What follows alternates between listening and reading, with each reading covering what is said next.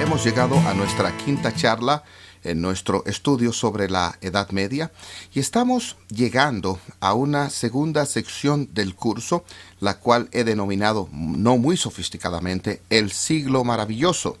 El siglo maravilloso en realidad duró como siglo y medio y será aproximadamente del siglo XII, los 1100, donde estaremos deteniéndonos un poco para ver lentamente este tiempo tan céntrico en la vida de la Edad Media.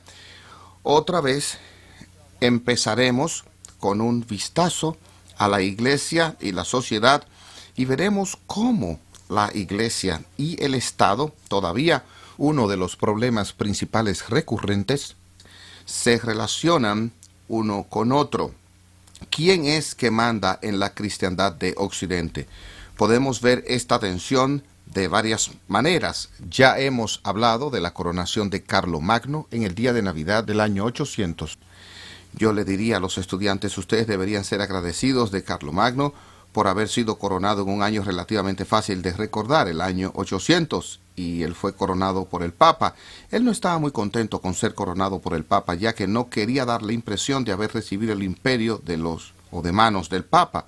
Pero esa fue exactamente la impresión que el Papa quería dar. El Papa ya estaba operando sobre la base del documento conocido para la historia como la donación de Constantino. La donación de Constantino, un documento preparado supuestamente por el emperador Constantino a principios del siglo IV, en el cual Constantino dijo: tengo este vasto imperio que el Señor me ha dado y es difícil gobernar todo este imperio, y por tanto le doy la parte occidental de mi imperio al Papa. ¿Qué tipo era ese Constantino? ¿Qué tipo más generoso? Pero todavía es un poco extraño desde el punto de vista del Papa, porque aún con ese documento el Papa tendría que admitir que él había recibido esta autoridad en el oeste del emperador. Pero estaba todo bien porque pareció legitimar la afirmación del Papa de que podía gobernar sobre Europa Occidental. Y por supuesto la verdad es que no se trató de un documento escrito por el mismo Constantino, sino un documento forjado con el nombre de Constantino, como en el 750. Y así justo en el tiempo cuando el Papa viene a coronar a Carlomagno, su acción es apoyada por este supuesto documento que le da control de Occidente y de ese tiempo en adelante. Había tensión, por supuesto. El próximo gran emperador fue Otón el Grande, quien fue coronado sacro emperador romano en el 962, y dejó muy claro que él no fue coronado por el Papa y él no recibió su dignidad imperial del Papa. En 962, Otón aún recurrió a Oriente para la aprobación de la selección del emperador oriental. Recibió dicha aprobación y después Otón declaró que él tenía el derecho de designar y destituir papas. Cuando el Papa rechazó su reclamo a ese, Otón lo destituyó.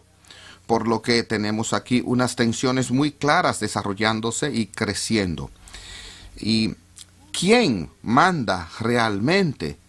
Ya que la cosmovisión medieval era una cosmovisión jerárquica, una cosmovisión tipo pirámide. Alguien tiene que estar en el tope de la pirámide. Y la pregunta era: ¿está el emperador en el tope de la pirámide o está el Papa en el tope de la pirámide? En Oriente no había mucha duda. En Oriente había surgido un sistema que llegó a ser conocido como cesaropapismo. Esa palabra no es importante, pero es realmente interesante por lo que me gusta decirla y escribirla. Cesaropapismo. Y lo que eso significa es que César es el Papa. Y eso era, en verdad, en el principio oriental. No había duda de que el emperador estaba a cargo. Él destituía a patriarcas a su antojo y los patriarcas sabían que ellos estaban a disposición del emperador. Pero en Occidente se desarrollaba algo diferente y era el reclamo del obispo de Roma tener una autoridad independiente a la autoridad del emperador. Y una de las grandes controversias de este siglo maravilloso, en realidad justo al principio de él, es una expresión más de esta: cómo equilibramos los intereses de la Iglesia y el Estado en lo que llegó a ser conocido como la controversia de la investidura. Y controversia de la investidura. Esa controversia giraba principalmente alrededor de otro papa y, una vez más, los estudiantes de historia deben estar agradecidos. Otro Gregorio, esta vez Gregorio VII.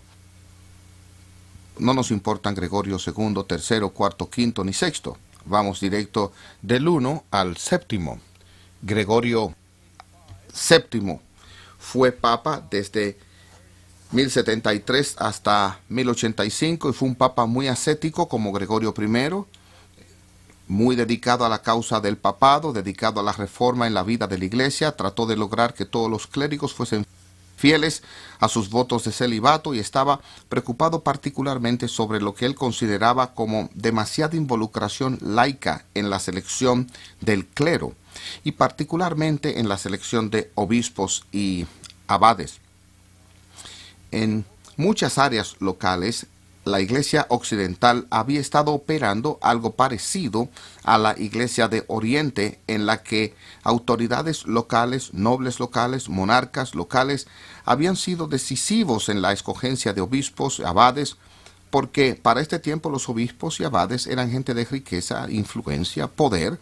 La nobleza quería asegurarse de que estas posiciones poderosas estuviesen en manos de la gente correcta, usualmente sus parientes, y ellos querían asegurar que este clero no fuese ningún tipo de contrapoder a la autoridad de la nobleza.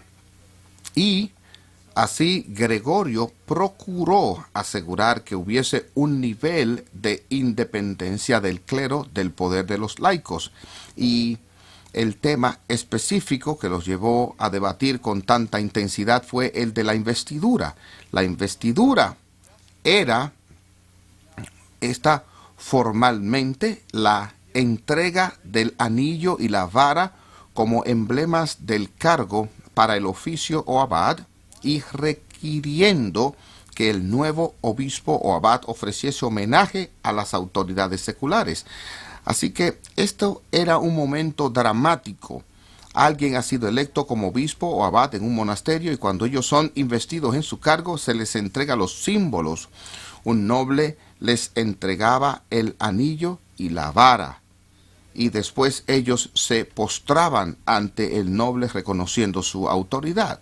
Gregorio pensó que eso era terrible. Ellos no recibieron sus cargos del noble, ellos los recibieron de Dios.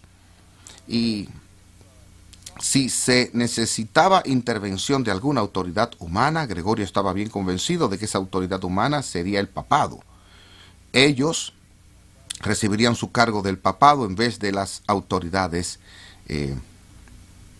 seculares. Y así Gregorio trata de hacer cumplir esto en la vida de la iglesia y se encuentra con intensa resistencia de Inglaterra, de Guillermo el Conquistador. Usted recuerda su historia de 1066 y todo eso. Guillermo el Conquistador vino de Francia, conquistó Inglaterra en 1066, estableció la autoridad normanda allí en Inglaterra y él no estaba muy correcto con esta noción de que se volvería más dependiente del clero. El rey Felipe I en Francia tuvo una reacción militar y más intensamente el Sacro Emperador Romano Enrique IV, mayormente en Alemania, también se opuso mucho a lo que Gregorio estaba haciendo. Ahora, hay muchos Enriques que flotan en la historia, Enriques en Inglaterra, Francia, en Alemania, etcétera, por lo que es difícil mantener el hilo de los Enriques y los perdono pero para los fines de este estudio de Alemania y el Sacro Emperador Romano, el que veremos es Enrique IV. Cuando Enrique aprobó en cooperativa, Gregorio declaró: bueno, me gustaría excomulgarlo y oponérmele. Los papas hacen emperadores y pueden deshacer emperadores, y por tanto usted se alinea con lo que yo quiero o lo destituyo. Y Enrique no estaba tan contento con esto. Enrique le recordó al Papa Gregorio VII de que había una corriente opinión que pensaba que los emperadores hacían papas, y Enrique después convocó un sínodo de obispos y depuso al Papa. Este es un procedimiento normal en el Oriente, y Enrique no encontró razón alguna por la que no pudiera hacerlo en Occidente. Procedió entonces a deponer el emperador. Así uno pudiese haber argumentado que Occidente se halló a sí mismo sin papa o un emperador, pero por supuesto ninguno de ellos reconoce la acción del otro, y después increíblemente las cosas le salieron mal políticamente a Enrique. Algunos de los nobles decidieron que quizás había llegado el momento de deshacerse de Enrique, y ellos tenían al Papa de su lado. Quizás uno de ellos era o podía ser emperador. Siempre obran ambiciones. Quedaría atónito si oye esto. En la historia siempre han obrado las ambiciones, y Enrique de repente decidió que aun cuando el Papa no tenía muchas tropas, él era vulnerable. Así que Enrique, en uno de los momentos más dramáticos de la historia medieval, viaja a Canosa, donde reside el Papa, norte de Italia. Enrique se quita los zapatos, se para en la nieve como un humilde suplicante, rogando que el Papa lo perdonara y le tomara la confesión de sus pecados. Fue un momento muy difícil para Gregorio, porque como sacerdote, él sabía que si alguien pide perdón, como sacerdote, tienes que absolverlo. Usted no puede negarle perdón a un suplicante. Pero lo último que quería Gregorio era un Enrique perdonado y por tanto restaurado. Hasta donde podemos notar, Enrique no estaba arrepentido en lo más mínimo personalmente, pero había sido más astuto que el Papa, y de hecho había usado teología para mostrar más inteligencia que el Papa. Y Gregorio fue obligado a concederle perdón y restaurar a Enrique. No duró mucho, como raras veces sucede en momentos dramáticos, y como 3 años después, esto ocurrió en el 1077, ellos volvieron a deponerse mutuamente, y eventualmente Enrique forzó a Gregorio a salir de Roma y morir en el exilio. Pero todos concluyeron que estos dos enfrentamientos no lograrían nada, lo que a fin de cuentas no era algo bueno para nadie, y por tanto la controversia de la investidura fue resuelta con una especie de solución negociada. En la solución negociada parecía que el Papa ganó. De hecho, luego de esta controversia, los nuevos obispos y abades fueron investidos por la Iglesia y no por los laicos. Así, en un sentido formal, el Papa había ganado, pero en un sentido más profundo, la nobleza, el emperador, acapararon gran autoridad en la selección de obispos y hasta en la colocación de obispos, de manera que si los obispos poseían alguna propiedad, tendrían que reconocer que ellos estaban en deuda con la nobleza secular en la administración de esa propiedad. Y así aún había este reconocimiento de autoridad superpuesta de Iglesia y Estado, pero no una resolución total de quien está realmente en el tope de la pirámide, el Papa o el emperador. Esa tensión siguió y se expresó en todo tipo de formas. Uno de los momentos interesantes en la que esta tensión expresó o salió otra vez fue en 1166. Otro rey, otro país, otro siglo, pero solo 80 años después, el rey Enrique II de Inglaterra estaba tratando de mantener la iglesia bajo control y le estaba yendo bien. Y en 1162 el arzobispo de Canterbury murió y Enrique dijo: bien, este es el momento para yo realmente consolidar mi control sobre la iglesia en Inglaterra, y voy a nombrar mi consejero y amigo Thomas Becket para ser arzobispo de Canterbury. Becket no era sacerdote, por lo que algún día tendría que ser ordenado como sacerdote, ordenado como obispo al día siguiente y entonces ser ordenado arzobispo más tarde en ese día. Si usted es rey, usted logra que las cosas se hagan. El gobierno puede funcionar y así Thomas Becket, el amigo del rey, es hecho arzobispo de Canterbury y ¿sabe qué? De repente se dio cuenta que la iglesia tenía que ser defendida por su arzobispo contra las intromisiones injustificadas del rey. Becket tenía su propio tipo de ambición y sus propias nociones de lealtad y Enrique estaba enfurecido e hizo esa famosa declaración: nadie se me va a deshacer de este sacerdote problemático. Y en 1170, en otro de esos momentos dramáticos y asombrosos de la historia medieval, 2 o 3 de los caballeros de Enrique cabalgaron hasta Canterbury y asesinaron a Thomas Becket en la catedral de Canterbury. Y esta es otra de las expresiones de quién es el que manda, qué tanta independencia tiene la iglesia, qué tan dispuesta está la autoridad secular a usar su poder para mantener la iglesia bajo su control. Hubo un relevo tremendo. El asesinato del arzobispo en su propia iglesia catedral es el peor de los sacrilegios y blasfemias. Y Enrique II fue obligado a hacer penitencia pública. Él fue obligado a ser azotado públicamente por el clero, sospechoso que hubo risas todo el tiempo. ¿Qué son unos pocos azotes si consigo lo que quiero en la iglesia? Pero la catedral de Canterbury fue construida como uno de los grandes santuarios de la Europa medieval, un santuario en el cual los huesos de Becket fueron enterrados y el altar al cual vendrían peregrinos desde toda Europa para ver a este mártir, mártir de la fe, mártir para la iglesia, este noble. Becket fue canonizado por la iglesia. San Tomás Becket, este santuario después se convirtió en uno de los santuarios increíblemente ricos en Europa. Se dio tanto oro y joyas para decorar el santuario. El santuario existió hasta la Reforma, cuando Inglaterra se volvió protestante. Fue derribado por ser incoherente con una teología genuinamente protestante. Pero se ve otra ilustración de las reales tensiones en la sociedad medieval. Estaba este ideal de la iglesia y estaba cooperando como hermanos cristianos para avanzar la gloria de Dios, y bajo toda esta ambición, todo este debate, toda esta lucha. Uno de los resultados de esto fue, que hubo alguna gente en este siglo maravilloso que empezó a decir cosas que simplemente estaban fuera de control. Esto no es para nada cristiano. ¿Era esta la naturaleza de Jesús?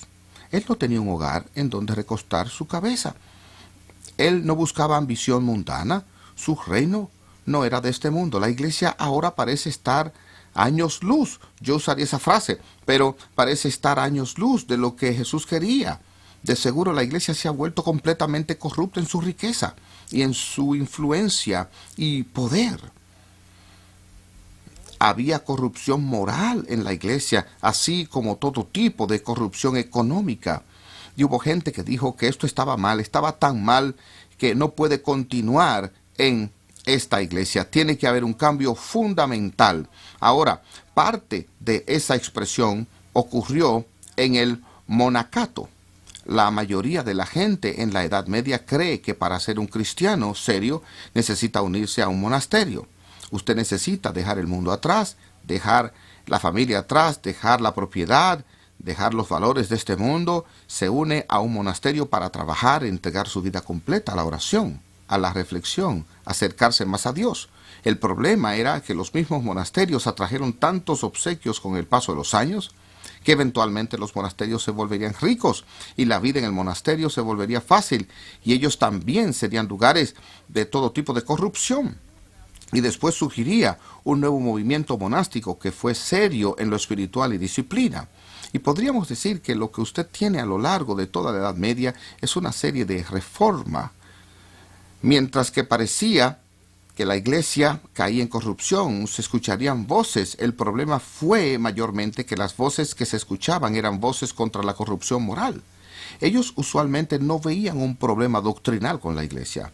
Era un problema moral con la iglesia, por lo que esos monasterios fueron levantados no tanto sobre doctrinas diferentes, sino más bien sobre nociones discrepantes de rigor moral. Hubo unas pocas excepciones que podemos ya ver en este siglo maravilloso, donde el criticismo doctrinal empezó a expresarse contra la iglesia. Uno estaba en un movimiento llamado los cátaros, también conocidos como los albigenses, y estas eran personas que llegaron a rechazar la iglesia tan completamente que rechazaron la ortodoxia cristiana como un todo. Ellos rechazaban los sacramentos, y realmente terminaron esencialmente con una doctrina que fue radicalmente dualista: el espíritu es bueno, la materia es mala, y queremos darnos a nosotros mismos por entero como un movimiento completo para así ser una especie de monjes puestos en este mundo para rechazar las doctrinas de la iglesia. Y expresaba lo radical que fue la opinión de que la iglesia se había corrompido. Ellos atrajeron miles y miles de personas a su movimiento, particularmente en el sur de Francia en el siglo XII, y eventualmente llegaron a ser perseguidos radicalmente y erradicados. Hubo otros grupos que no fueron tan radicalmente heterodoxos como los cátaros. Uno de los grupos más famosos, fundado por Peter Waldo, fueron los valdenses. Este fue un grupo que creía sencillamente en estudiar la Biblia, en vivir una vida cristiana sencilla, deseando llamar a otros a hacer eso. Pero ellos también fueron sacados de la iglesia, fueron considerados como demasiado peligrosos, demasiado subversivos del orden, poder y autoridad de la iglesia. Los valdenses fueron empujados hacia valles en el norte de Italia, y ellos sobrevivieron hasta el tiempo de la Reforma y eventualmente se unieron a las iglesias reformadas porque en ellas hallaron la realización de lo que buscaban. No habían sido tan claros en todos los puntos doctrinales. Estaban claros en que querían la Biblia, que querían esta en su propio idioma, la querían estudiar y deseaban un planteamiento sencillo del cristianismo, lo que finalmente hallaron en su experiencia con el calvinismo. Y al concluir vemos que la iglesia había ascendido a grandes niveles y reclamó autoridad, y en eso había encontrado gran oposición de gente noble, pero también algo de oposición de gente común que decía: esta no es la iglesia que Cristo fundó. Y esto lo trataremos la próxima vez. Gracias.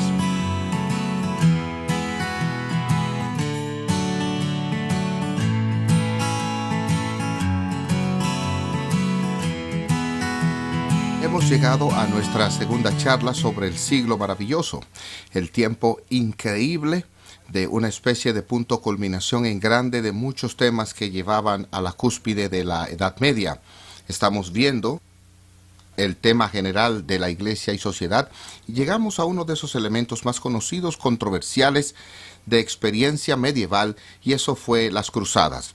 ¿Qué fueron las cruzadas? ¿Cuál fue la importancia de las cruzadas?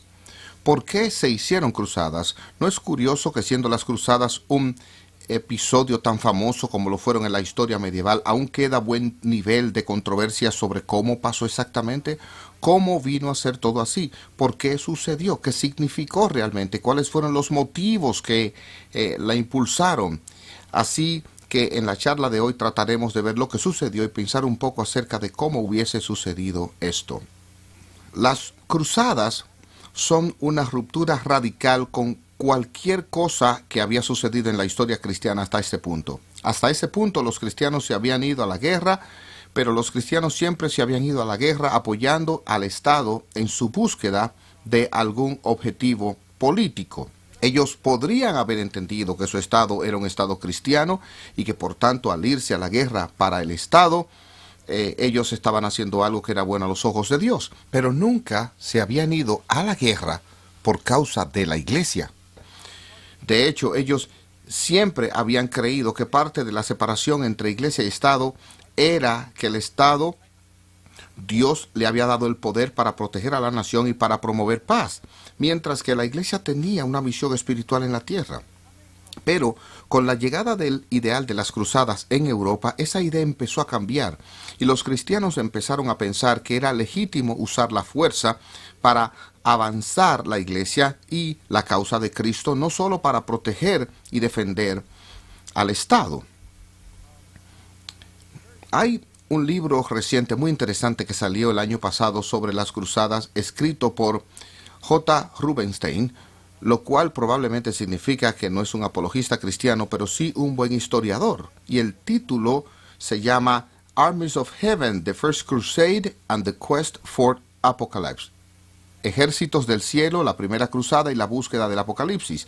Y allí él argumenta que mientras, para estar seguros bajo la superficie, hubo muchas causas para la cruzada, hay un número de factores que podían y deben ser tomados en cuenta para entender las cruzadas, que en lo más profundo las cruzadas no fueron un fenómeno económico-político en su significado más profundo. Eso no es decir que no hubiese motivaciones para algunas personas, que no hubo efectos políticos de las cruzadas, pero él dice que cuando usted vuelve atrás y estudia los registros y ve lo que algunas personas estaban diciendo sobre sus propias motivaciones en ese tiempo, no fueron en principio políticas o económicas. De hecho, él dice una y otra vez que usted puede ver gente que actuó contra sus intereses políticos y económicos para involucrarse con las cruzadas.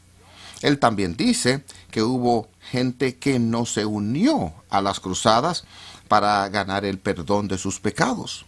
Más adelante la iglesia llegaría a enseñar que la gente podía reducir su tiempo de purgatorio, recibir perdón de pecados, participando en las cruzadas. Pero él dice que esa no es la motivación inicial. Eso no fue lo que movió a la gente en principio para interesarse en las cruzadas y participar en ellas. Él dice que lo que sucedía en la mente de muchas personas era una expectativa apocalíptica. Diga eso 3 veces rápido. Una expectativa apocalíptica de que el mundo estaba por acabarse, que el fin de los tiempos se centraría en Jerusalén y que era el tiempo para que el cristianismo apoyase las necesidades de Jerusalén y quizás hasta apurase la venida de Cristo y el fin del mundo. Pienso que eso es muy importante, pienso que es muy perspicaz, pienso que eso es lo que probablemente estaba ocurriendo. Después de todo, el ideal de emprender cruzadas empezó a surgir justo antes del 1100. El cristianismo había estado pensando en tiempo. El cristianismo había estado pensando, aunque sea un poco, quizás no abrumadoramente, pero un poco sobre el milenio que estaba por venir, 1000 años. Los cristianos habían estado pensando sobre el tiempo remontando a principios de los 700. Beda el Venerable, un historiador interesante de Inglaterra. Beda el Venerable dijo en su historia eclesiástica: por primera vez deberíamos establecer un calendario que empiece con el nacimiento de Cristo y que deberíamos referirnos a todo el tiempo después del nacimiento de Cristo como el año de nuestro Señor, Anno Domini, después de Cristo, y al tiempo antes de Cristo lo llamemos antes de Cristo, por lo que fue Beda el Venerable más o menos en el 700 quien realmente cambia la manera en que concebíamos los calendarios y el tiempo. Yo espero que ellos hayan encabezado esto. Y así el tiempo estaba en la mente de los cristianos. El tiempo era una realidad que los cristianos tomaron en serio, sabiendo que habría un fin de los tiempos, que Cristo vendría otra vez. Y ahora los cristianos empezaron a decir, quizá estamos llegando en ese momento y empezamos a contemplar el infiel que ocupa Jerusalén. Ahora bien, podríamos decir que el infiel había ocupado Jerusalén por algunos 350 años. Y mi matemática siempre ha sido mala en estos momentos, o 450 años, dependiendo de cómo debe ir la resta. Pero el infiel había ocupado Jerusalén durante siglos. ¿Y por qué de repente empezarían los cristianos a pensar que esto era tan traumático y significativo? Bueno, en parte porque en los años 1100,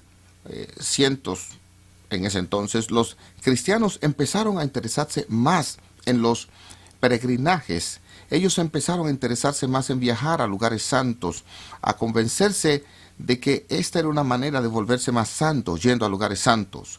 Y uno de los lugares donde ellos querían ir era Jerusalén, para ver el lugar donde Jesús había muerto, donde Jesús había resucitado entre los muertos, y realmente lo anhelaban porque era un viaje largo, difícil, costoso, y esos devotos sabían que estaban allí la iglesia del Santo Sepulcro de Jerusalén, construida por la madre de Constantino, basada en una visión que ella tuvo sobre dónde había ocurrido la crucifixión, y ellos querían ver esos lugares santos, querían tener una bendición allí, los harían más espirituales al estar físicamente en esos lugares santos, y por tanto querían viajar allí. Empezaron a volver rumores a Europa de que los musulmanes estaban fastidiando y dificultando el peregrinaje de cristianos a Jerusalén, y es difícil saber si eso fue realmente verdad o no. Eso se volvería cada vez más la convicción de europeos, que musulmanes estaban interfiriendo en los esfuerzos cristianos de visitar esos lugares, y eso empezó a construir ese sentido de que los cristianos estaban yendo y debían ir, debían recuperar los lugares santos donde Cristo había vivido, muerto, resucitado, y eso tendría una importancia escatológica, recuperar la ciudad santa.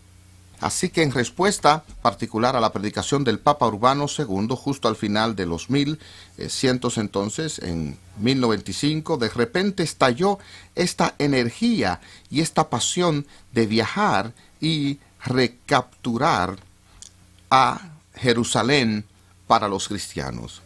Y hay una especie de misterio en esta historia. Pienso que hablamos brevemente sobre el surgir del Islam. ¿Por qué fue todo esto de repente? Toda esta energía entre los árabes, todo este expansionismo entre la gente que había sido muy callada y no tan expansiva antes como hoy se le conoce. Volvamos a los mismos romanos. Si usted va hoy a Italia, es un poco difícil pensar de los tiempos con ansias de salir y tener un imperio en toda la cuenca mediterránea. Parece una especie de momento de calma en la historia. No estoy seguro de que siempre podamos entender todo el misterio que esto implica, de que repentinamente hay un nivel de energía nunca visto antes que se expresa de repente con las cruzadas.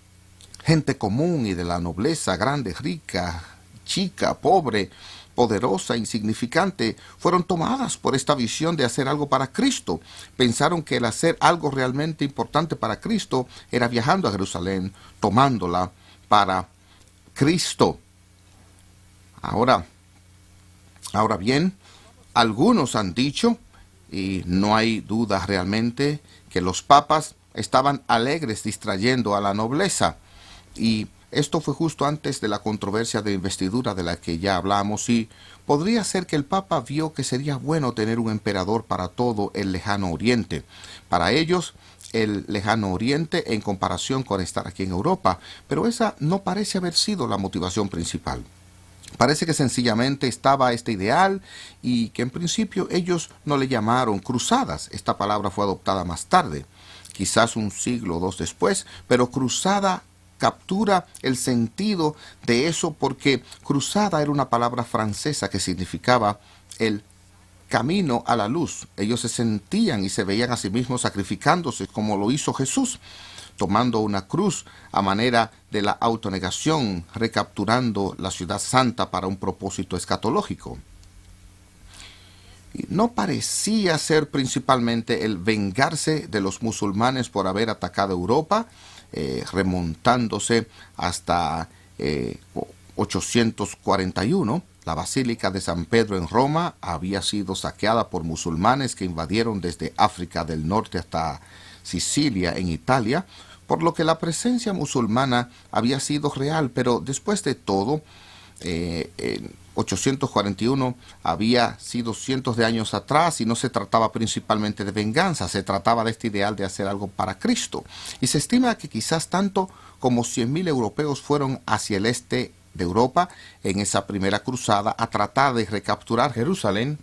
Y lo increíble es que tuvieron éxito en la providencia de Dios en la cruzada. La primera cruzada fue un momento de gran disensión y debilidad interna en el mundo musulmán, y los cruzados pudieron entrar en Jerusalén el 15 de julio de 1099, por lo que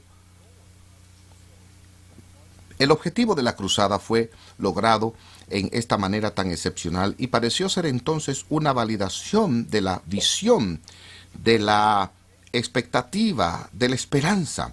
La captura de Jerusalén fue algo terrible. Los cruzados masacraron gente, corrió sangre en las calles. El mundo musulmán nunca se ha recuperado realmente de esa visión de cristianos masacrando no solo musulmanes, sino también masacrando judíos y otros cristianos en Jerusalén, reiterando. Este impulso misterioso de energía dio rienda suelta a este horror allí en la ciudad. Ahora, por supuesto, me parece que para ser justo desde una perspectiva histórica, aun cuando no hay nadie realmente interesado en justicia histórica, que debería observarse que después de todo los musulmanes habían tomado la ciudad de los cristianos en los 600. Pero ellos no habían sido tan despiadados y violentos como lo fueron los cristianos cuando estos recapturaron la ciudad. Tenemos que reconocer esto, pero acusar a los cristianos por las cruzadas como si los musulmanes nunca hubiesen usado la espada en la proclamación de su fe es un poco incoherente, me parece. Me he visto tentado a decir que, aunque soy muy inteligente para decirlo, excepto ustedes, es solo entre nosotros. Si ellos realmente se oponen a las cruzadas, supongo que van a querer devolverle Estambul, ya que ellos la tomaron después que habían terminado las cruzadas del oeste. Pero la razón nunca le lleva nada de esto en la historia. Pero la historia de Jerusalén había sido una historia muy curiosa en el siglo II, después que los judíos se habían sublevado contra Roma. Roma sofocó la rebelión judía, forzó a todos los judíos fuera de la ciudad de Jerusalén y le cambió el nombre a Aelia Capitolina, como una diosa menor romana.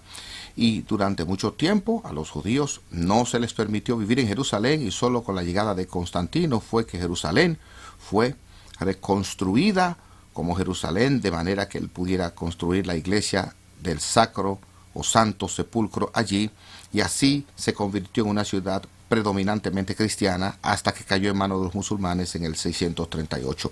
Por lo que Jerusalén había tenido una historia bastante accidentada y tuvo grandes variaciones, y ahora estaba en manos cruzadas. Los cruzados decidieron que uno de los principales nobles que habían luchado en la cruzada debía ser nombrado rey de Jerusalén, y el nombre de ese hombre fue Godofredo de Bouillon. En la familia le llamamos el tío Godofredo. En realidad él provino de Bélgica y era tan piadoso que dijo el ser nombrado rey de Jerusalén era inapropiado para cualquier persona excepto Jesús, y él solo quería el título de varón del Santo Sepulcro. De manera que ese reino fue establecido en varias áreas del Mediterráneo oriental, y los cruzados retuvieron Jerusalén hasta el 1187, que no llega ni a 100 años, pero en esos días cayó en manos cruzadas y fue el primer tipo de guerra santa librada por los cristianos. En 1187, los musulmanes, quienes por un tiempo se habían reagrupado y reforzado, pudieron recapturar la ciudad, pero el ideal en Europa no desapareció. Y hubo unas 5 grandes cruzadas en la Edad Media para tratar de retomar la ciudad.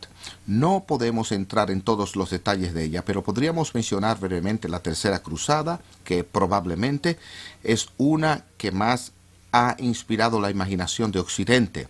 Tenía el liderazgo más brillante. Fue lanzada justo después de la caída de la ciudad de Jerusalén, y fue lanzada en 1189 y siguió por unos 3 años. Fue encabezada por el emperador Federico I Barbarroja del Sacro Imperio Romano, y el rey Felipe Augusto de Francia, y Ricardo Corazón de León de Inglaterra. Por lo que aquí hay 3 monarcas realmente prominentes de Europa encabezando una cruzada para tratar de retomar Jerusalén, enfrentados por Saladino el líder noble musulmán en esa parte del mundo. Es en ese contexto de la Tercera Cruzada que han emergido algunas de nuestras historias famosas de nuestra niñez, la historia de Robin Hood. Mientras el rey Ricardo estaba lejos en una cruzada, el malvado príncipe Juan estaba en el trono y ese Robin Hood tenía que robarle a los ricos para darle a los pobres para tratar de defender los intereses del reino contra el príncipe Juan y todos sus fracasos. Por lo que ese tipo de leyenda viviente probablemente hubo un verdadero Robin Hood, según todas las cosas que pensamos saber sobre eso hoy. La leyenda viviente que usted conoce ha dejado una huella tan duradera casi 1000 años después. Todavía estamos hablando, pensando del drama, algo del romance de esta tercera cruzada y su esfuerzo de capturar la ciudad santa. La tercera cruzada fue un fracaso. Ellos no lograron tomar a Jerusalén y tuvieron que regresar a casa con algo de vergüenza, pero sin abandonar el ideal cruzado. Y solo realmente unos pocos años después, en el 1200, se estaba preparando una cuarta cruzada que saldría desde Venecia y atacaría a una armada poderosa la costa cercana a Jerusalén y retomaría la ciudad.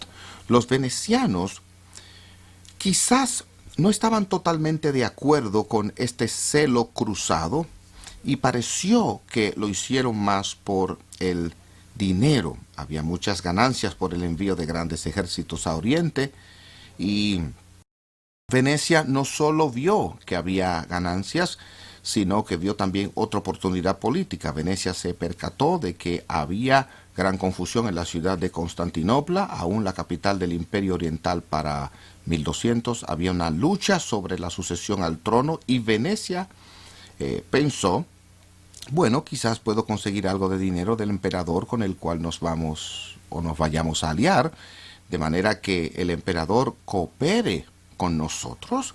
Produciremos dinero y los cruzados pueden marchar a través de este territorio hasta Jerusalén. Los venecianos pensaron que tenían un negocio hecho y luego el emperador, que está en el trono, un hombre débil, no pudo cumplir y los cruzados fueron más furibundos y saquearon Constantinopla de la manera que ellos saquearon Jerusalén en la primera cruzada, debilitando Constantinopla de una manera de la que nunca se recuperó del todo. Y si usted quiere ver los tesoros de Constantinopla hoy día, tiene que ir a Venecia. Si alguna vez ha ido a Venecia y ve alguna vez la gloriosa iglesia de San Marcos, iglesia en la famosa plaza allí, la plaza central de Venecia, y usted ve esa iglesia y sus maravillas, lo que ve más bien son maravillas de aspecto oriental, y ve pilares de piedras que decoran toda la parte frontal de esta iglesia. Cada uno de esos pilares fue robado de Constantinopla, y cuando usted ve los grandes caballos de bronce en el balcón de San Marco, fueron caballos de bronce de Constantino, que él había tomado de Roma hasta Constantinopla, y después los venecianos los robaron en la Cuarta Cruzada y los trajeron de regreso a Venecia. Y usted puede ir a San Marco y ver todo tipo de oro, otras joyas que fueron pirateadas desde Constantinopla hasta Venecia en la Cuarta Cruzada. Fue una tragedia para el cristianismo, aunque quizás si esos tesoros hubiesen permanecido en Bizancio, se hubiesen perdido otros, o se hubiesen perdido todos, quién sabe, en los rumbos curiosos de la historia. Pero este saqueo de Constantinopla y luego el establecimiento de lo que llegó a ser conocido como el Imperio Latino de Constantinopla, que duró como 60 años, fue una ofensa que la Iglesia de Oriente nunca le ha perdonado a la Iglesia de Occidente.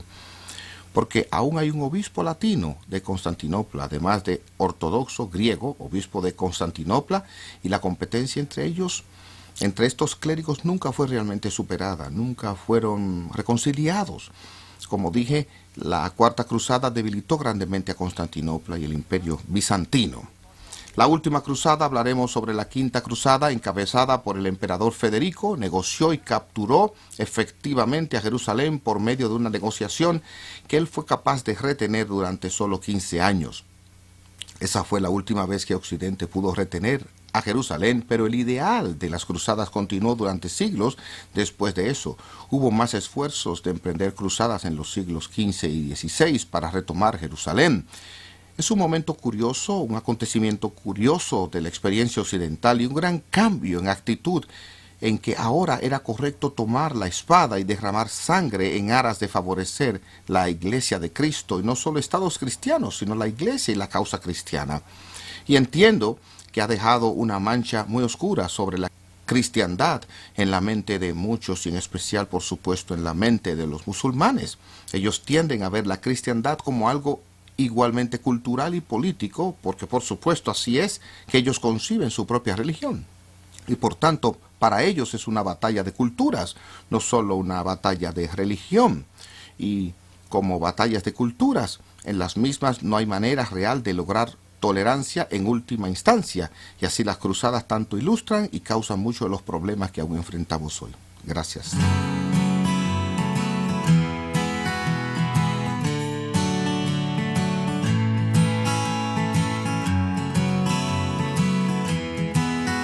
Continuamos viendo lo que he llamado la segunda sección de nuestro estudio de historia de la Iglesia medieval, el siglo maravilloso, un siglo de culminación de aspectos de la manera en que la Edad Media había estado calentándose y después una manifestación de cosas a desarrollarse más adelante en la Edad Media. Un siglo de gran logro, de gran pensamiento, quizás ilustrado aquí mejor que nada por el inicio del gran movimiento de arquitectura gótica que produciría las increíbles catedrales que aún podemos ver en Europa. Ya no eran las iglesias románticas algo achaparradas o estancadas, aunque aún bellas, que tenían ese tipo de arcos bajos y que eran a menudo bastante oscuras adentro, con paredes gruesas y pesada, sino la arquitectura moviéndose hacia una nueva cara con arcos y columnas altísimas, alturas e iluminación inesperadas, totalmente nuevas, que ahora entran a la iglesia. Y esa arquitectura era una expresión no solo de un logro tecnológico totalmente nuevo y una estética artística totalmente nueva, sino que era una expresión de lo que era la religión en la vida de la cultura en general. Si alguna vez ha podido ir a París y llegar fuera de la ciudad de Chartres, una de las grandes catedrales góticas, una de las cosas que le sorprende mientras viaja por esa llanura es que de repente usted ve esta catedral emergiendo, y cuando usted se imagina a sí mismo de vuelta al mundo medieval, usted se da cuenta lo dominante que eran estas edificaciones en la vida de la gente. Aún las aldeas, usted puede ver iglesias relativamente grandes, y como la iglesia permaneció con el centro de las cosas como la expresión visible de Dios y la iglesia en el centro de la vida. Entonces, cuando llegamos al asunto de los caminos a Dios en el siglo, o este siglo maravilloso, cómo entendían a Dios ellos, cómo entendían la presencia de Dios, cómo entendían el servicio a Dios. Y estas iglesias cada vez más sofisticadas expresaron profundamente algo sobre su sentido de lo santo. Ellos creen claramente que querían iglesias en cualquier lugar posible donde usted caminara y de repente sintiera reverencia, que de repente sintiera la presencia de Dios. Usted podría mirar hacia arriba y ver que el techo como que desaparecía en una oscuridad casi trascendente, y sentía que la iglesia quizás estaba conectada al cielo, y usted podía mirar hacia adelante y ver el altar alto sobre el cual se realizaría el misterio de la Eucaristía, y tener un sentido de que Dios estaba allí físicamente en la iglesia. Este era el lugar santo, este era el santuario. Esa arquitectura era una profunda expresión, una expresión de culminación de lo que se había estado desarrollando en la Edad Media hasta ese punto, y expresar algo de la presencia y visión de Dios para la gente común. En medio de esto, el papado quizás alcanzó su clímax de real poder e influencia, particularmente en el papado del Papa Inocencio III.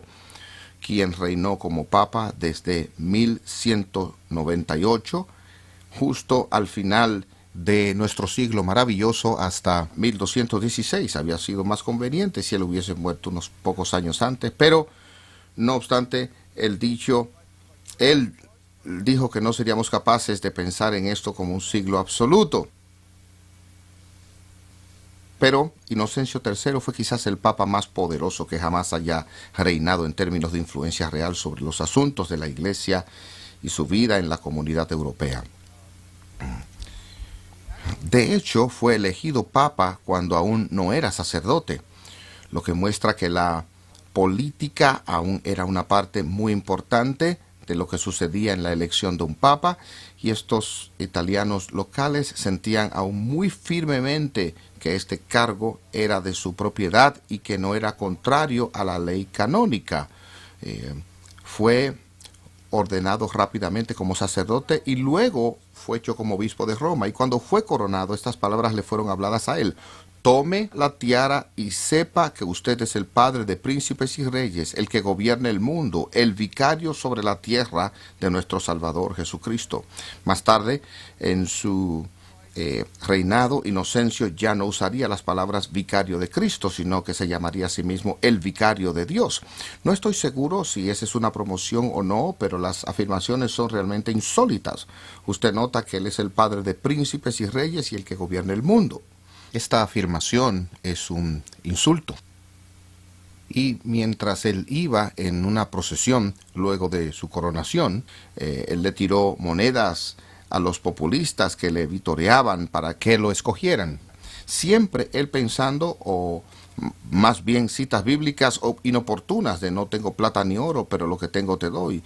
Él estaba tirando monedas de cobre, por lo que hubo un poco de desconexión entre el verdadero espíritu de la escritura y lo que él estaba diciendo, pero demostró ser un administrador muy hábil, muy ambicioso por la autoridad del papado, insistiendo que el papa era infalible en su liderazgo de la iglesia e involucrándose en política dentro de varias áreas diferentes. Esa área de la política donde el mundo angloparlante podría recordarlo muy particularmente fue cuando entró en una disputa muy seria con el rey Juan de Inglaterra. Recuerden que el rey Juan era el hermano menor de Ricardo Corazón de León, y luego de la muerte de Ricardo, el mismo Juan se convirtió en rey en el 1199, y Juan de hecho tenía algo de habilidad como administrador, pero fue algo entorpecida por su crueldad e inmoralidad. Eso a veces funciona en un monarca, pero no siempre. Juan pronto se vio alentando miembros de la iglesia en Inglaterra y también algunos de sus propios varones. Cuando murió el arzobispo de Canterbury y tenía que nombrarse el nuevo arzobispo, Juan se vio en problemas con el Papa Inocencio III, y Juan empezó a confiscar terrenos de la iglesia, e Inocencio respondió poniendo todo el reino bajo interdicto. Esta era la máxima acción disciplinaria papal en la Edad Media. Un territorio puesto bajo interdicto significaba que no se administrarían sacramentos en el mismo. Era como si el país completo fuese excomulgado.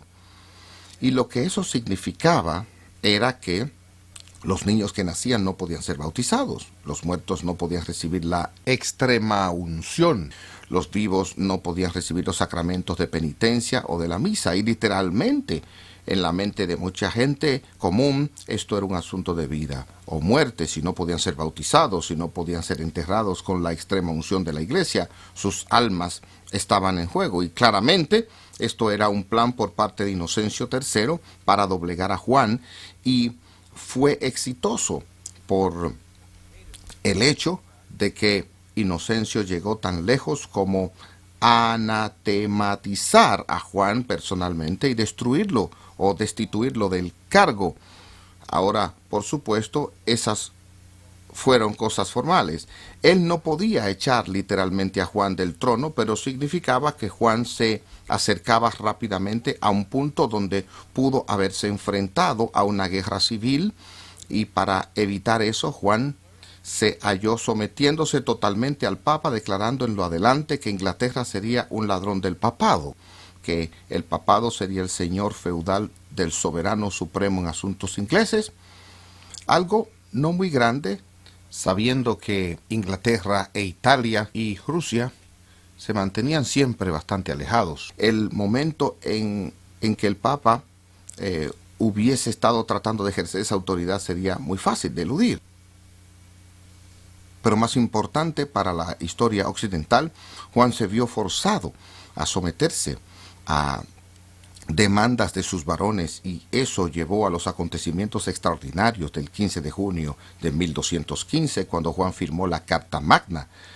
Esta es vista a menudo como el documento fundacional de los decretos y libertades legales del mundo angloparlante. Significa literalmente la Gran Carta Magna, y es una gran carta que incluyó algunas disposiciones muy importantes. Primeramente, esa justicia no podía ser negada o demorada por el monarca. En otras palabras, a usted no podían simplemente echarlo en la cárcel, dejarlo ahí, nunca ser acusado, nunca juzgado, lo que era una manera muy normal de hacer con la gente que no le caía bien en ese tiempo. Otra disposición de la Carta Magna era que usted tenía que ser juzgado por sus pares. Eso significaba que si usted era un plebeyo, usted tenía que ser juzgado por plebeyos. Si usted era un noble, tenía que ser juzgado por un jurado de nobles. Pero era un paso profundo en ley decir que ha de haber un juicio por jurado en vez de un juicio sumario con un noble y hasta un juez. También declaró que los tributos solo podían ser subidos con la aprobación de la Cámara de los Comunes. Así que esto fue el comienzo de un primer paso pequeño, es un gobierno constitucional para limitar la monarquía y para el derecho del Parlamento de tener una opinión de peso en lo que estaba sucediendo. Usted podría decir, ¿por qué querían los varones que comunes aprobasen tributos? Es porque la mayoría de los varones aún eran considerados miembros de la Cámara de los Comunes. Así que no había grandes lores y por tanto no era parte de la Cámara de los Lores. No obstante, fue un acontecimiento asombroso.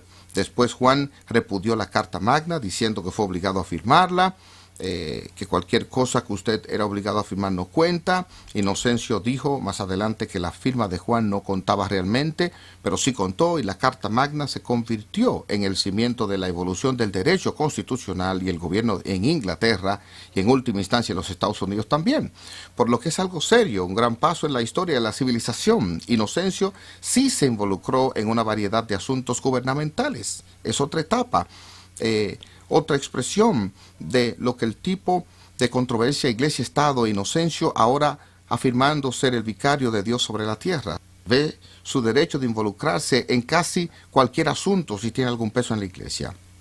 También es recordado como el Papa que convirtió el Cuarto Concilio de Letrán en el 1215, repito.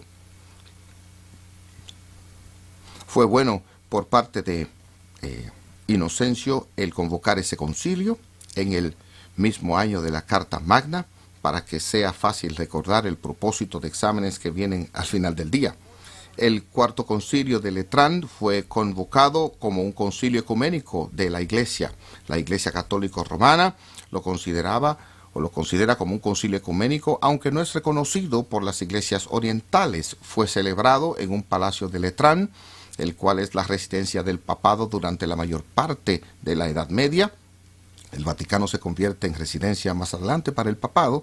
Todavía se puede visitar San Juan Letrán, una gran iglesia en Roma, y cuando camina hacia ella, en su frente tiene la madre y cabeza de todas las iglesias.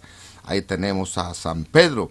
Pero San Juan Letrán fue aparentemente la primera construcción pública cristiana legal como iglesia en el Imperio Romano, y por eso afirma ser la madre de las iglesias. No es la misma edificación que estuvo allí, sino que ha sido ampliada.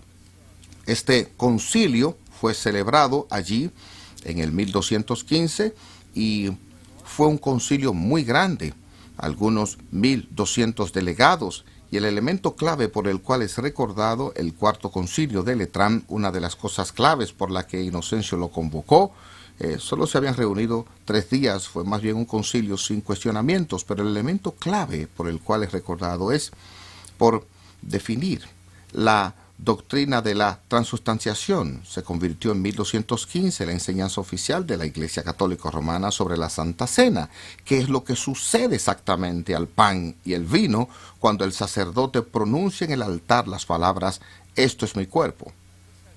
Esto había sido debatido por mucho tiempo en la Iglesia y se remonta a la iglesia primitiva, continuó siendo debatido muy significativamente en la iglesia medieval durante el siglo IX. Hubo un debate un tanto intenso entre dos teólogos, Ratramno y Radberto. Tiene que mantener de hecho esos dos tipos. Desde el punto de vista protestante, Ratramno era el tipo bueno y Radberto era el tipo pro transustanciación, pero hubo un debate muy entusiasta. Lo que sucede en la Santa Cena es esencialmente espiritual o misterioso o es muy literal y físico. Ese debate estaba sucediendo y Ratramno defendiendo básicamente el punto de vista de Agustín. Ese gran historiador de la Iglesia, Joseph Pelikan, dijo una vez: lo turbador sobre Agustín para la Edad Media fue lo impreciso que fue sobre la Santa Cena y cuán claro fue sobre la predestinación. Ellos lo preferían más bien al revés. Él no fue realmente impreciso sobre la cena, sino totalmente claro en la manera en que ellos querían, o al menos como algunos de ellos querían. Entonces el siglo IX, esas dos opciones están muy presentes. En el siglo IX hubo un teólogo llamado Berengario, que aún defendía fundamentalmente el enfoque más espiritual a la Santa Cena, encontrado en Agustín, que el de Ratramno. Después Berengario se metió en unos problemas. Las circunstancias hace más difícil defender el punto de vista de Agustín, pero ¿quién defendió a Berengario en un momento crucial? El que se convirtió en el Papa Gregorio VII. Todavía está en la mente de muchas personas, muy dentro de los límites de la ortodoxia, para estar de acuerdo con Agustín, tienen una perspectiva más espiritual de lo que pasaba en la Santa Cena. Pero para inicios del siglo XIII, con Inocencio estaba listo para decir no, que la perspectiva agustiniana es intolerable en la Iglesia, es heterodoxa. Queremos una clara declaración de lo que debe creer la Iglesia y todos los cristianos sobre la Santa Cena y esa nueva doctrina. Nueva en el sentido de cómo fue definida finalmente ahora y vinculante, que es para todos los cristianos, no que antes no hubiese antecedentes de ello. Pero esa doctrina viene a llamarse transustanciación y está la misma fundamentada en una filosofía aristotélica, y Aristóteles en su filosofía distinguiría entre sustancia y accidentes.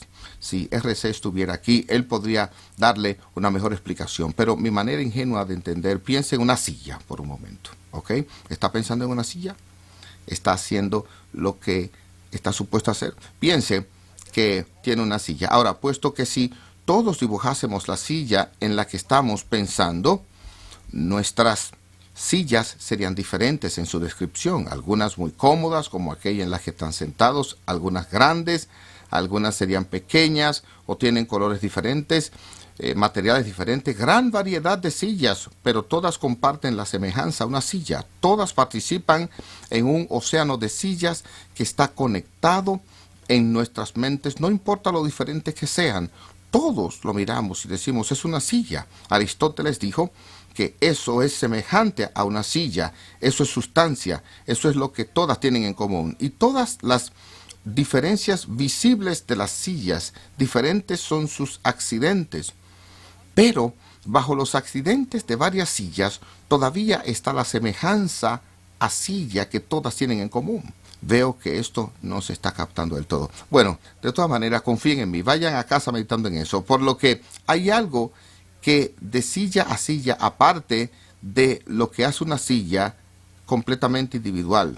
Sigue siendo una silla, sea grande o pequeña, y según ellos aplican eso a la doctrina de la Eucaristía, dicen, cuando el sacerdote llega al altar, el pan tiene la sustancia de panicidad. y el vino tiene la sustancia de vinosidad. Pero en el milagro del altar, la sustancia cambia completamente, de manera que en el altar ya no hay pan, sino que es puramente y completamente el cuerpo de Cristo. Y el vino cambia de manera que ya no es vino, sino completamente la sangre de Cristo. Y nuestra reacción natural es decir, espera un momento, si pareciendo pan, aún sabe a pan, huele a pan, aún se siente como pan, por lo que solo son accidentes. Fueron solo accidentes. Los accidentes permanecen, pero la sustancia ha sido cambiada milagrosamente. Y eso es transustanciación. La sustancia ha sido tomada a otro sujeto y el milagro ha ocurrido. Y por tanto, cuando el sacerdote lo sostiene en el clímax de la misa, el pan consagrado, y dice, este es mi cuerpo, que por vosotros es partido, ese es Cristo ahí. Por eso es que la congregación se arrodilla. Por eso es que el monaguillo toca las campanas y todo cuerpo se arrodilla. Se arrodillaban a adorar porque Cristo ahora está presente. Los reformadores dirían más adelante, ustedes son adoradores de pan. Y la respuesta católico-romana es, ustedes no conocen ninguna teología sana, no estamos adorando pan. Aun cuando parece pan, estamos adorando a Cristo, porque eso no es pan, es Cristo. Y esa es la doctrina que fue definida en el Cuarto Concilio de Letrán y se convierte en una de las piedras angulares del catolicismo romano.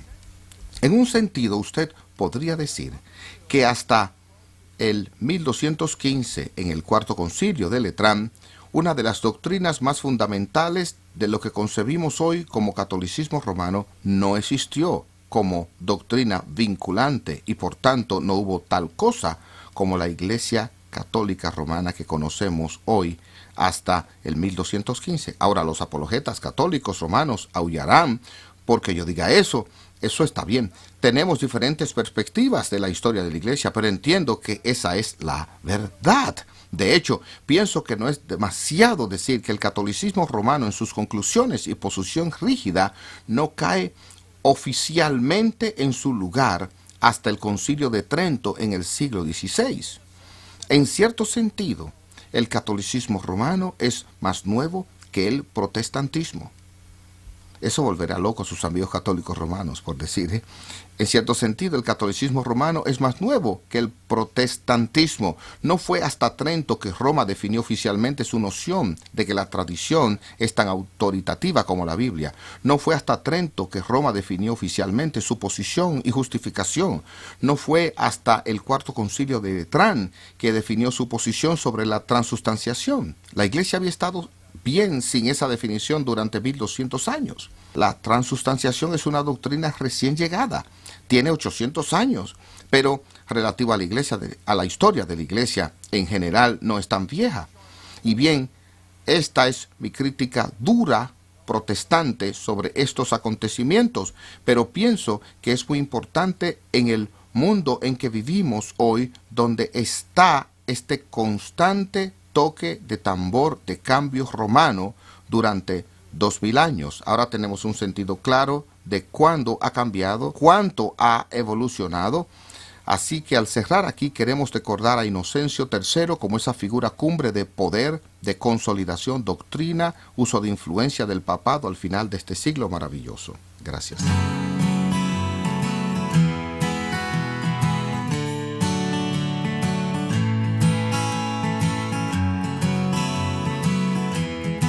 En la última charla estábamos hablando sobre Inocencio III y su asombroso poder sobre la Iglesia y su convocatoria al Cuarto Concilio de Letrán y cómo lo principal que hizo el Cuarto Concilio de Letrán fue definir la doctrina de la transustanciación. Pero aun cuando el concilio solo se reunió 3 días, sí hizo otras cosas significativas. Estableció la Inquisición, una agencia de la Iglesia, el Santo Oficio, el cual tenía el derecho de hacer cumplir la ortodoxia y eventualmente se le permitiría practicar la tortura y entregar personas al Estado para ejecución, para hacer cumplir la ortodoxia. También dirigió la vida de cristianos, de manera que recibiesen el sacramento una vez al año en Semana Santa. Una regla muy importante porque lo que muestra es que el servicio de la iglesia, la adoración de la iglesia, se había vuelto tan misteriosa, tan peligrosa en la mente del cristiano típico, que no se atrevía a ir y recibir la comunión. Pensaba que era suficiente ir a misa y solo presenciarla. Por eso el Cuarto Concilio de Letrán dijo que todo cristiano tenía que recibir la comunión al menos una vez al año en el tiempo de Semana Santa. Pero eso es un rol importante porque refleja lo que está mal en la mente de la gente que no se atrevía a ir a comunión. Era peligroso, tenía que ser ordenado ir al menos una vez al año. Otra cosa que hizo el Cuarto Concilio de Letrán fue tratar de lograr control de la proliferación de comunidades monásticas. Ya hemos hablado un poco sobre el monacato en el pasado, esta vida separada del mundo, de manera que se le pudiese dedicar tiempo completo a la condición espiritual personal, era el ideal. Pero el mismo monacato se desarrolló y cambió con el pasar de los siglos. Y en la Edad Media Alta, porque el monacato atraía tanto apoyo financiero de los laicos, de manera que los monjes orasen por los laicos, los mismos monasterios empezaron a corromperse una y otra vez y surgían nuevas órdenes monásticas para renovar un ideal ascético de autonegación, autodisciplina, un ideal de devoción cristiana. Y algunos grandes establecimientos monásticos fueron establecidos en la Edad Media. Cluny, en las afueras de París, fue un gran establecimiento monástico. Los cistercienses se convirtieron en una orden para renovar el monacato, y de la orden de los cistercienses vino Bernardo de Clairvaux, quien mostrarían durante toda la Edad Media como el monje modelo. Bernard vivió del 1090 al 1153 y en su tiempo fue considerado como un gran predicador de la santidad. Él fue consejero de papas, un gran abanderado del ideal de una vida muy disciplinada, de autonegación. Fue un hombre de gran aprendizaje, promovió gran cultivo del conocimiento de Dios, del alma, una especie de conexión mística entre el alma y Dios. Y cuando Dante, más adelante en la Edad Media, escribía su Divina Comedia y llegara a la sección Paradiso, la tercera sección en cielo, el guía inicial en el cielo para el peregrino en la Divina Comedia era Bernardo, porque él es el santo tan ideal, el hombre medieval santo ideal, y es Bernardo quien guiará al peregrino alto hacia el cielo hasta que casi se acerque a Dios, y cuando llegue ese momento, entonces Bernardo pasa al peregrino donde la Virgen María, quien nos llevará finalmente directamente a Dios. Pero esta noción de Bernardo como el hombre santo fue poderosa y expresada cuán poderosamente el ideal de monacato como la verdadera vida cristiana atrapó a los europeos. Y la idea no era que todos podían vivir esta vida, sino que esta era la vida ideal y todos deberíamos reconocerla como la vida ideal. Ahora, parte de lo que el Cuarto Concilio de Letrán estaba lidiando era un nuevo tipo de monacato que emergía justo cuando el concilio se reunía. Y este era el ideal de monacato que llegó a ser conocida como la orden mendicante o los frailes. Y hasta este tiempo los monjes en su mayoría querían vivir sus vidas retraídos en comunidades separadas. Eso no significaba que nunca tenían contacto con el mundo. A veces estas comunidades eran levantadas cerca de los centros de poblados y de hecho se convertirían en centros de actividad misionera o centros de aprendizaje, pero el ideal era una especie de retraimiento, de manera que usted vivía su vida retraído del mundo. Las nuevas órdenes, las órdenes mendicantes, empezaron a decir: vamos a vivir de acuerdo a las reglas del monasterio, pero no vamos a vivir en un monasterio, vamos a estar más allá en el mundo, vamos a estar afuera entre la gente, vamos a estar difundiendo el mensaje de Cristo más entre la gente común. Y estas nuevas órdenes mendicantes eran más bien órdenes de predicación y más adelante órdenes docentes, y trataban de vivir la vida ascética, la vida de autonegación, la vida de pobreza, castidad, obediencia, pero también difundiendo la palabra por doquier. Y los dos grandes inspiradores de las órdenes mendicantes fueron Francisco de Asís y Dominico de Osma. Los franciscanos y los dominicos, nacidos de estos dos grandes líderes espirituales que surgieron en este periodo que llamamos el siglo maravilloso.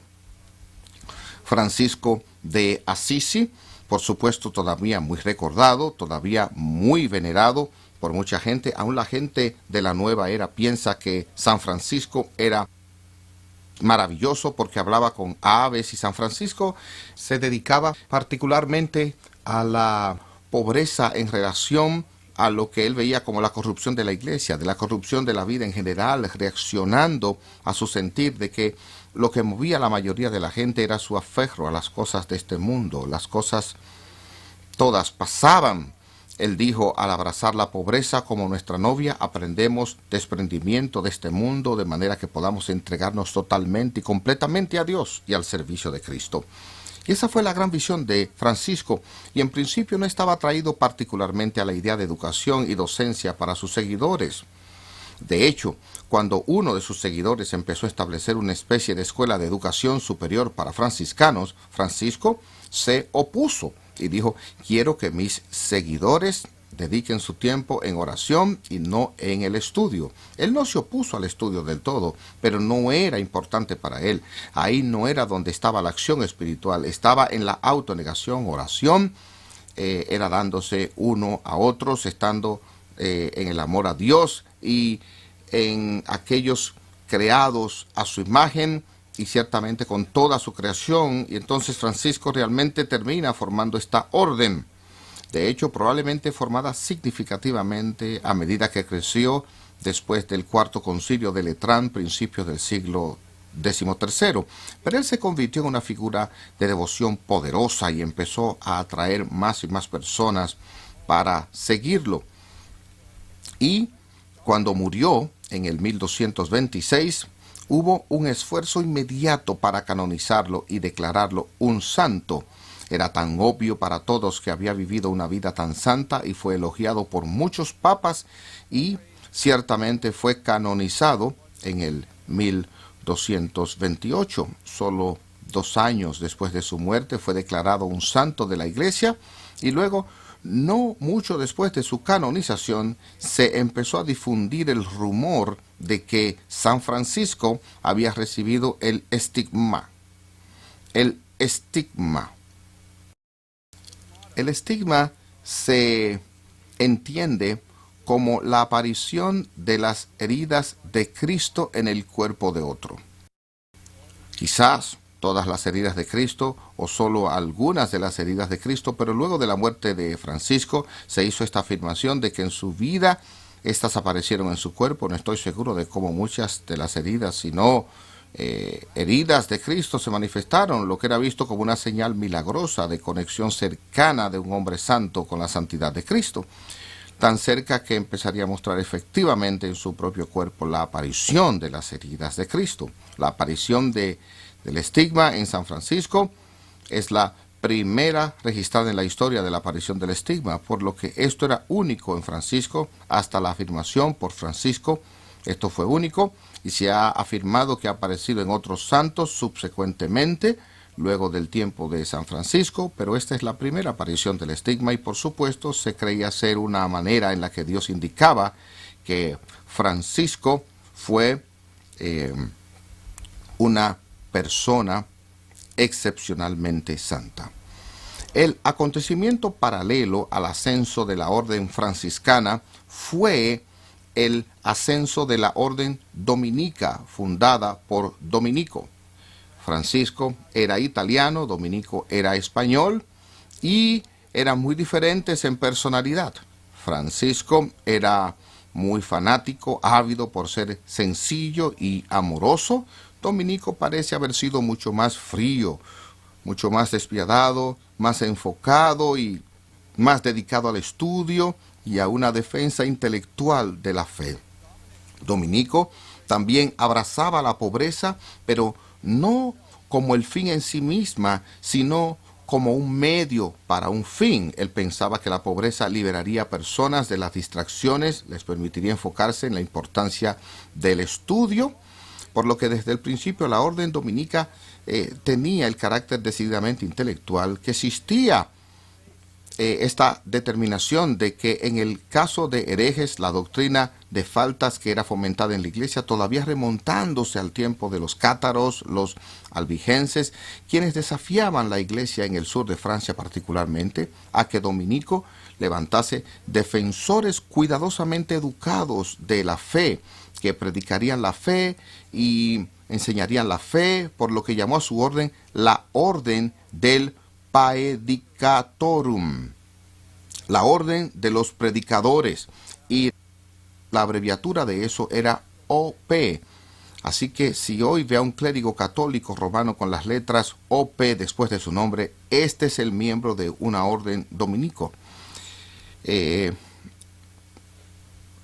Tomás de Aquino sería un dominico más tarde, pero esto era una orden movida por la convicción apasionada de que el cristianismo era capaz de ejercer una defensa intelectual, que necesitaba una defensa intelectual, que necesitaba a aquellos que serían capaces de defender la fe y enseñarla. Así que de estos dos hombres excepcionales, muy diferentes, y aún así con ideales un tanto similares, una fusión que lograron estas dos órdenes que tendría un efecto profundo sobre el resto de la Edad Media, porque se convertirían en algunos de los teólogos y maestros más importantes con el desarrollo de la Edad Media de ahí en adelante. Dominico murió en el 1221 y fue canonizado en el 1234.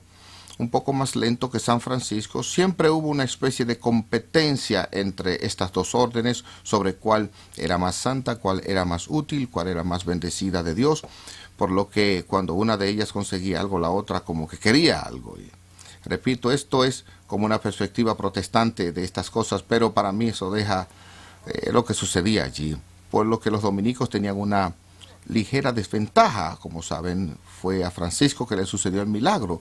Puede que Dominico compitiera en el ámbito de los milagros, por supuesto, él podía, y se difundió la historia de que a Dominico se le había aparecido la Virgen María y le reveló la idea del rosario y cómo habría de usarse, y por eso el uso del rosario está vinculado a Dominico en cierto sentido. Y reitero, cuán fiel es esto, no hay plena seguridad. Creo que es muy poco confiable el que la Virgen se le haya aparecido a Dominico, pero independientemente esa era la historia, y por supuesto el rosario se convirtió en parte importante de la piedad en la Iglesia Católica Romana.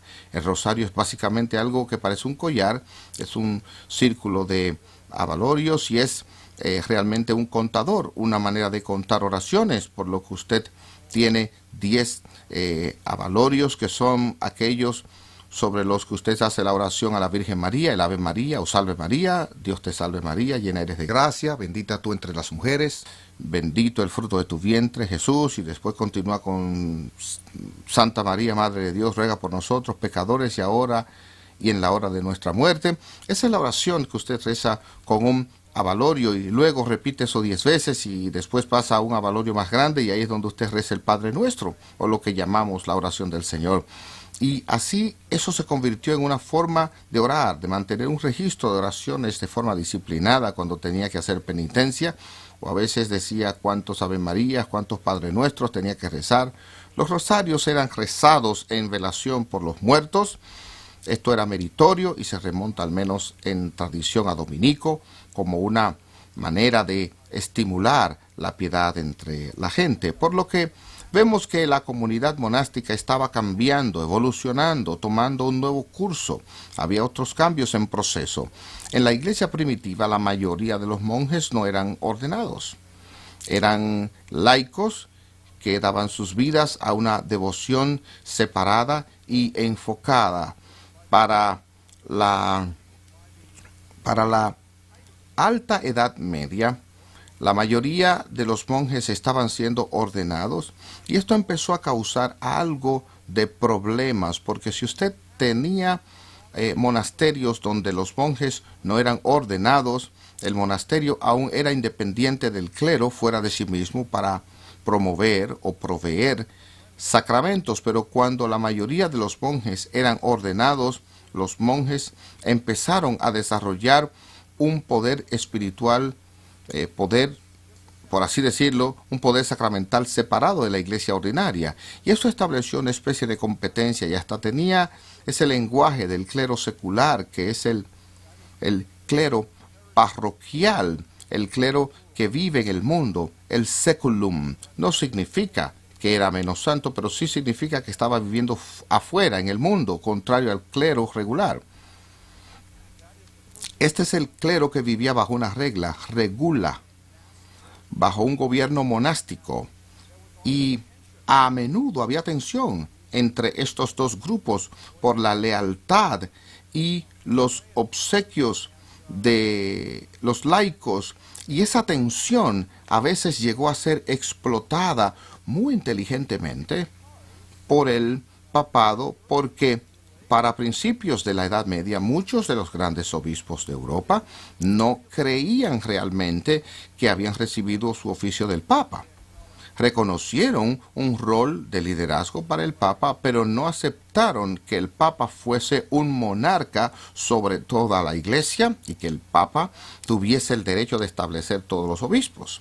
Históricamente, los obispos eran electos localmente en el periodo de la Iglesia antigua por la congregación después del clero, pero el Papa no estaba involucrado directamente en eso hasta mucho después, y por tanto muchos de los obispos querían mantener cierta medida de su propia independencia del papado, dispuestos a reconocer un rol de liderazgo para el papado, pero no el control absoluto del papado.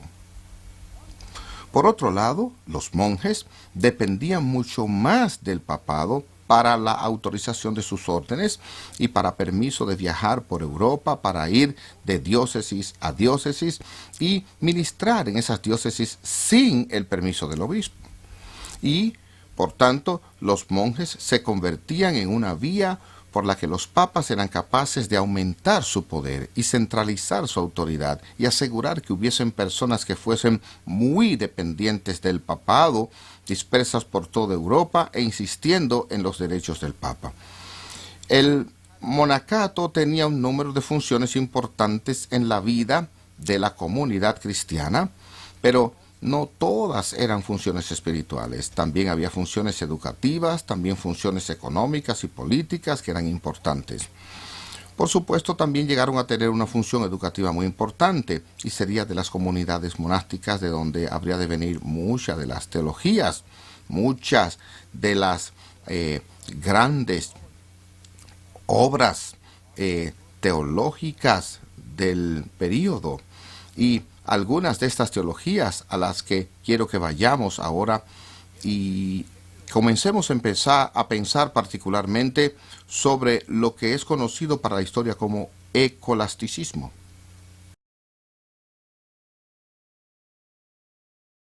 No sé lo que usted siente o piensa cuando oye la palabra escolástico o escolasticismo. Pienso que la mayoría de la gente tiene un tipo de reacción negativa inmediata. Escolasticismo, malo. Como hubiese dicho George Bush, malo, malo.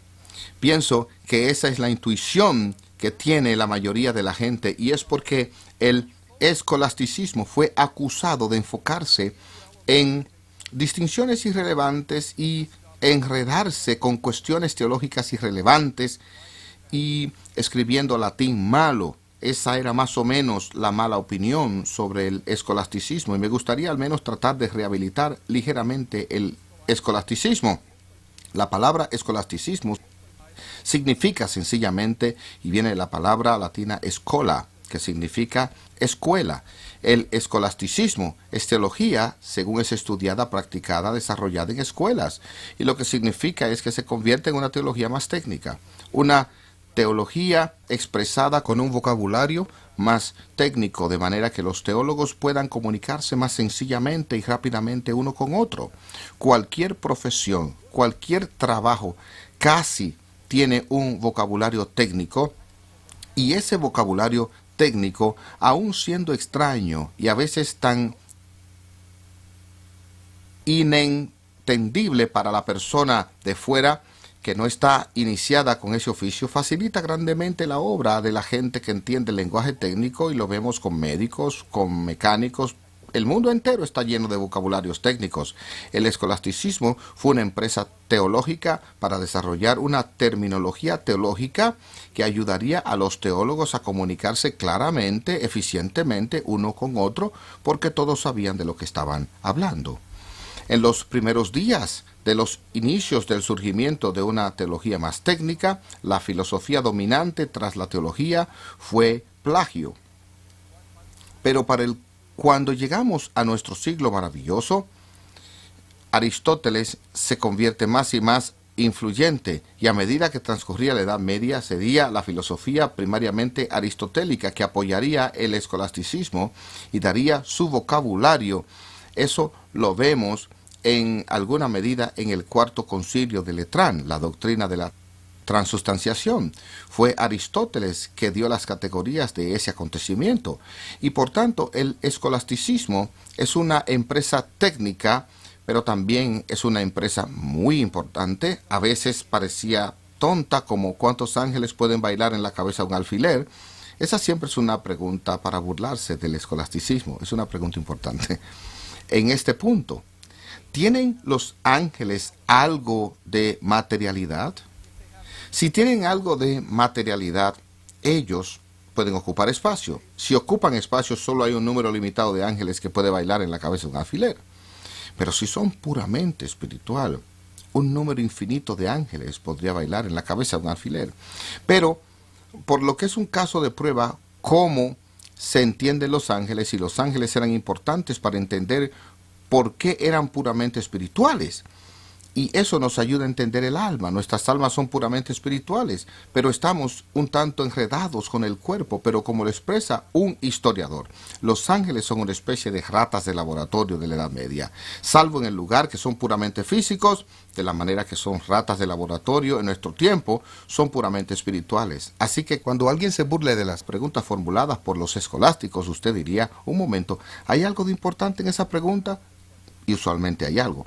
Bien, al cerrar esta charla vemos la importancia del movimiento monástico, la importancia de este movimiento teológico escolástico emergente, que mucho de ello sale del sistema educativo monástico. Muchas gracias.